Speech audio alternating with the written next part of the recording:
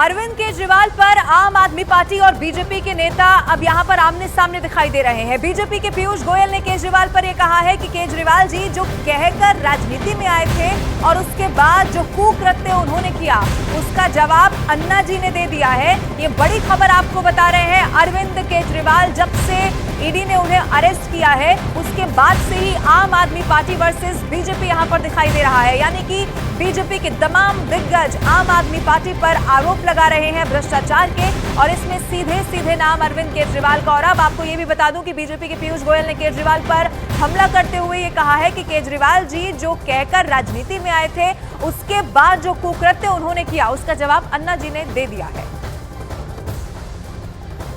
अरविंद केजरीवाल जी जो बातें बोल के सत्ता में आए थे उसके बाद जिस प्रकार के कुकर्म उन्होंने किए हैं उसका जवाब श्रद्धेय अन्ना हजारे जी ने दे दिया है। उसके बाद हमें और किसी को कुछ कहने की आवश्यकता नहीं है। अन्ना हजारे जी दुखी हैं। आम आदमी पार्टी के अरविंद केजरीवाल के ईडी की कस्टडी से दिल्ली के जल मंत्रालय को आदेश जारी करने के दावे पर एक नया सियासी बवाल खड़ा हो चुका है।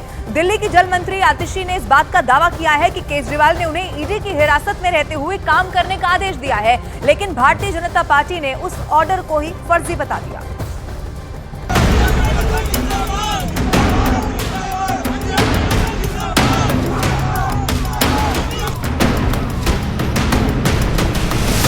ईडी की कस्टडी से जारी अरविंद केजरीवाल के इस आदेश पर दिल्ली की गर्म सियासत में फिर उबाल आ गया। दिल्ली सरकार में जल मंत्री आतिशी ने बाकायदा प्रेस कॉन्फ्रेंस करके दावा किया कि मुख्यमंत्री अरविंद केजरीवाल गिरफ्तार होने के बावजूद दिल्ली के लोगों की फिक्र में परेशान हैं।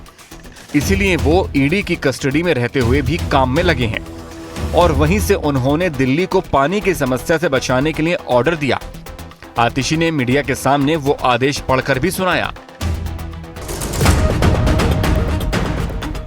इस पर बीजेपी ने भी मीडिया को बुलाया और आरोप लगाया कि दिल्ली के मुख्यमंत्री के दफ्तर को हाईजैक कर लिया गया है। ऐसा इसलिए क्योंकि आतिशी ने जिस आदेश को पढ़कर सुनाया उस पर ना तो किसी अधिकारी का नाम है और ना ही ऑर्डर नंबर लिखा है। अरविंद केजरीवाल जी ने लिखा है कि मुझे पता चला है कि दिल्ली के कुछ इलाकों में पानी और सीवर की काफ़ी समस्याएं हो रही हैं। इसे लेकर मैं चिंतित हूँ। चूँकि मैं जेल में हूँ, इस वजह से लोगों को ज़रा भी तकलीफ़ नहीं होनी चाहिए। गर्मियाँ भी आ रही हैं। जहाँ पानी की कमी है वहाँ उचित संख्या में टैंकरों का इंतज़ाम कीजिए। मुख्य सचिव समेत अन्य अधिकारियों को उचित आदेश दीजिए ताकि जनता को किसी तरह की परेशानी ना हो। जनता की समस्याओं का तुरंत और समुचित समाधान होना चाहिए। जरूरत पड़ने पर उपराज्यपाल महोदय का भी सहयोग लें। दिल्ली के मुख्यमंत्री के दफ्तर को इल्लीगल तरीके से ऑपरेट किया जा रहा है। दिल्ली के मुख्यमंत्री के दफ्तर को हाईजैक किया हुआ है। जिस अफसर को अरविंद केजरीवाल जी ने मुख्यमंत्री के तौर पर अपने साथ लगा रखा हो और उसकी इजाजत दिल्ली के लेफ्टिनेंट गवर्नर साहब ने दी हो, केवल और केवल उसी को अधिकार है चिट्ठी इशू करने का, वह भी तब जब मुख्यमंत्री जी उनसे कम्युनिकेट करके कहें कि मेरे बिहार पे चिट्ठी इशू करो। लेकिन आप देखिए किसी अफसर का नाम नहीं है। किसने इशू दफ्तर के चीफ मिनिस्टर के ऑफिस के कहने पे, किसने चीफ मिनिस्टर कहने पे ऑफिस पे ये चिट्ठी जारी की, उसका नाम पता नहीं है। ये बिना ऑफिस ऑर्डर जो है बिना किसी नंबर के है। शराब घोटाले में आरोपी से सरकारी गवाह बने शरद रेड्डी पर भी आम आदमी पार्टी और बीजेपी आमने सामने आ गई। भाजपा शरद चंद्र रेड्डी को कैसे जानती है? ये रिश्ता क्या कहलाता है? मनी लॉन्ड्रिंग के आरोपी को भाजपा कैसे जानती है?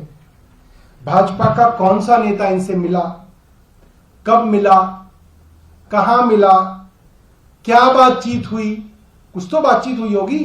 तो ये राजनीति करें, जो मूल बात है उसका उत्तर दें कि यहाँ पर जो इनका व्यक्ति था विजय नायर, उसको सरकारी बंगला दे रखा था। उस सरकारी बंगले में फेस टाइम पे बात थोड़ी सी हो रही थी। क्या इन्होंने पैसे पैसे ट्रांसफ़र कराए नहीं कराए अपने खातों में? क्या इन्होंने यहाँ से गोवा पैसे भेजे नहीं भेजे? इसका उत्तर दें।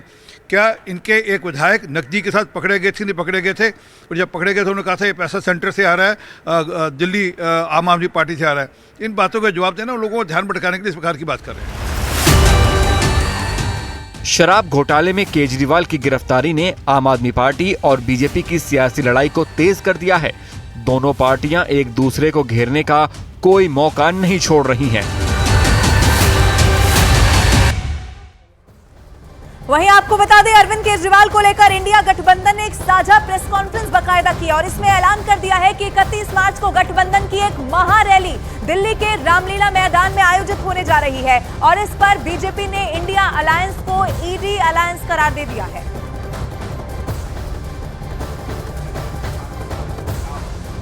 इस लड़ाई को और तेज करने के लिए और व्यापक बनाने के लिए हम लोगों ने यह निर्णय लिया है कि 31 तारीख को रविवार के दिन 10 बजे पूरी दिल्ली रामलीला मैदान में इकट्ठा होगी।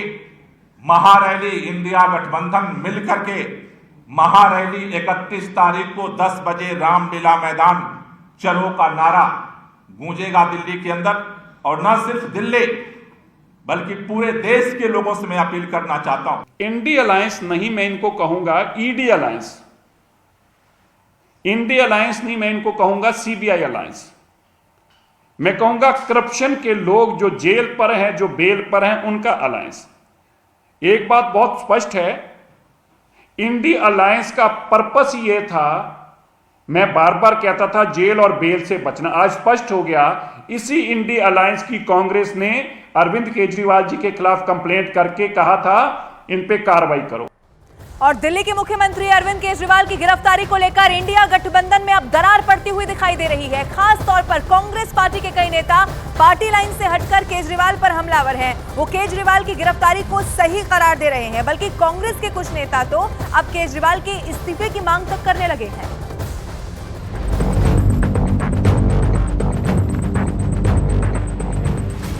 ईडी ने शराब घोटाले के आरोप में केजरीवाल को गिरफ्तार किया और इंडिया गठबंधन में तूफान आ गया। गठबंधन के बड़े बड़े नेता इसी बात पर एकमत नहीं हैं कि केजरीवाल की गिरफ्तारी को सही ठहराना है या गलत। यही वजह है कि इस मुद्दे पर इंडिया गठबंधन में दो फाड़ होती नजर आ रही हैं। वैसे तो शुरुआत से विपक्ष गठबंधन केजरीवाल की गिरफ्तारी को राजनीतिक साजिश ठहरा रहा है। इसी वजह से एक दिन पहले दिल्ली में आईटीओ के पास आम आदमी पार्टी के साथ इंडिया गठबंधन के बाकी दल बीजेपी के खिलाफ सड़क पर उतरे। राहुल गांधी से लेकर शरद पवार और अखिलेश यादव जैसे इंडिया गठबंधन के बड़े नेता केजरीवाल की गिरफ्तारी पर आग बबूला हैं। वो गिरफ्तारी को असंवैधानिक कदम बता रहे हैं। हम सभी लोग इस संघर्ष की घड़ी में, इस अग्नि परीक्षा की घड़ी में केजरीवाल जी के साथ डटकर खड़े रहेंगे और है।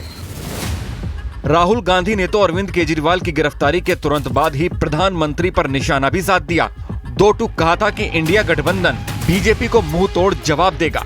लेकिन कांग्रेस के कुछ नेता राहुल गांधी को ठेंगा दिखा रहे हैं। वो केजरीवाल पर तीखे बयानों के तीर चला रहे हैं। ईमानदारी का हमको 2011 से लेकर 14 के बीच जबरदस्त पाठ पढ़ाया गया था जिनकी तरफ से, जिसने कहा कि मैं ईमानदारी, कट्टर ईमानदार हूं। ऐसा व्यक्ति नैतिकता का जो एक बुनियादी आधार है उसका कोई भी एक प्रदर्शन नहीं कर रहा है। सरकार चलाने में काफ़ी वक्त लगता है, काफ़ी मुश्किलें आती हैं, काफ़ी जद्दोजहद होती है। तो मेरा व्यक्तिगत ये होगा कि अगर वो किसी और को मनोनीत कर दे या पार्टी चुन ले तो शायद बेहतर रूप से अगले कुछ दिन सरकार चलेगी।